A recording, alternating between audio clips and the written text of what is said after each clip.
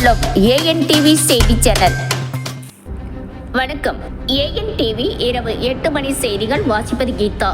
மதுராந்தகம் தொகுதி திமுக வேட்பாளர் திருமதி அமுலு பொன்மலர் அவர்கள் வேட்புமனு தாக்கல். செங்கல்பட்டு மாவட்டம் மதுராந்தகம் சட்டமன்ற தொகுதி திமுக வேட்பாளர் திருமதி அமுலு பொன்மலர் அவர்கள் தனது கட்சிகளுடன் வந்து வேட்புமனு தாக்கல் செய்தார்.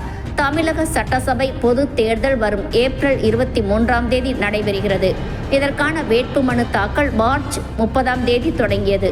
மதுராந்தகம் திமுக கட்சி வேட்பாளர் திருமதி அமுலு பொன்மலர் அவர்கள் மதுராந்தகம் கட்சி அலுவலகத்தில் இருந்து அண்ணா அம்பேத்கர் மற்றும் டாக்டர் கலைஞர் அவர்களின் சிலைக்கு மாலை அணிவித்து மரியாதை செய்து பின்னர் தனது கட்சிகளுடன் ஊர்வலமாக வந்தார்.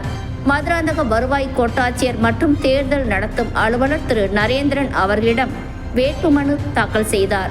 இந்த நிகழ்ச்சியில் திமுக மாவட்ட கழக செயலாளர் க. சுந்தர் அவர்கள், காஞ்சிபுரம் நாடாளுமன்ற உறுப்பினர் திரு செல்வம், அச்சரப்பாக்கம் தெற்கு ஒன்றிய திமுக செயலாளர் திரு கே. கண்ணன், மதுராந்தகம் தொகுதி பார்வையாளர் திரு சாரதி மணிமாறன், விடுதலை சிறுத்தை கட்சி மாவட்ட செயலாளர் திரு அன்பு செல்வன், தேமுதிக மாவட்ட செயலாளர் திரு ராஜேந்திரன், மாவட்ட கழக துணை செயலாளர் நகரமன்ற தலைவர் திருமதி மலர்விழி குமார், மாவட்ட ஊராட்சி குழு தலைவர் திருமதி செம்பருத்தி துர்கேஷ், திமுக கழக நிர்வாகிகள் கு. குமார், BH சத்யசாய், பொன் சிவகுமார், ஜி. தம்பு, கோகுல கண்ணன், சுந்தரமூர்த்தி, எழிலரசன் ஆகியோர் கலந்து கொண்டனர்.